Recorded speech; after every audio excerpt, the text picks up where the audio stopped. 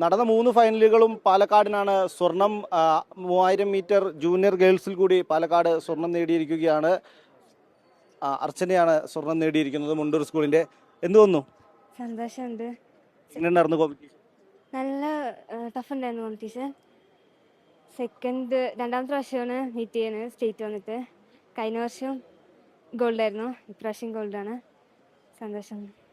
എങ്ങനെ പ്രാക്ടീസ് ഒക്കെ എങ്ങനെയാ? പ്രാക്ടീസ് രാവിലെയും വൈകുന്നേരം ഉണ്ട്, എല്ലാ ദിവസവും ഉണ്ട്.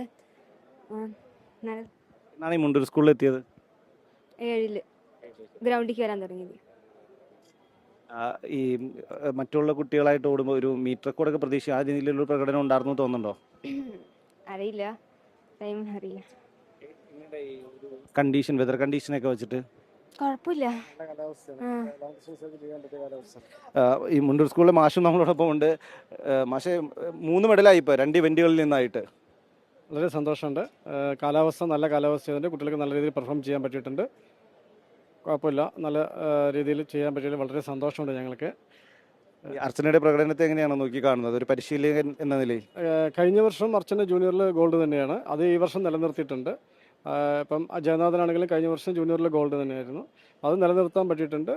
വളരെ സന്തോഷമുണ്ട്, കാരണം നമുക്ക് നിലനിർത്താൻ പറ്റുക എന്നുള്ളത് തന്നെ വലിയൊരു കാര്യമാണ്. അതുകൊണ്ട് വളരെ സന്തോഷമുണ്ട്. കുട്ടികളുടെ പെർഫോമൻസ് നല്ല രീതിയിൽ കാഴ്ചവെക്കാൻ പറ്റിയിട്ടുണ്ട്. അർച്ചനയ്ക്ക് ഇനിയുള്ള ഇവന്റ്സ് ഏതൊക്കെയാണ്? ഇനി 1500 ഉണ്ട്, 800 മീറ്ററുകളുണ്ട്. രണ്ടിലും എന്താണ് പ്രതീക്ഷ? മെഡൽ പ്രതീക്ഷിക്കുന്നുണ്ട്. ഓരോ ദിവസത്തിൻ്റെ ഫലങ്ങൾ പോലെ ഇരിക്കും. എന്ന് തന്നെയായാലും കുഴപ്പമില്ലെങ്കിൽ മെഡൽ വരുന്നുള്ളത് തന്നെയാണ് പ്രതീക്ഷിക്കുന്നത്. All the best. പക്ഷേ എന്തായാലും പാലക്കാട് മുണ്ടൂർ സ്കൂളിന് ഇത് 3 മെഡലുകളായി കഴിഞ്ഞിരിക്കുകയാണ് 2 ഇവന്റിൽ നിന്ന്. കഴിഞ്ഞ മത്സരത്തിൽ പാലക്കാട് സ്വർണവും വെള്ളിയും നേടി, ഇത്തവണ സ്വർണം നേടിയിരിക്കുകയാണ്. ക്യാമറ പേഴ്സൺ മാഹിൻ ജാഫറിനൊപ്പം റാഫി കരീം, 24.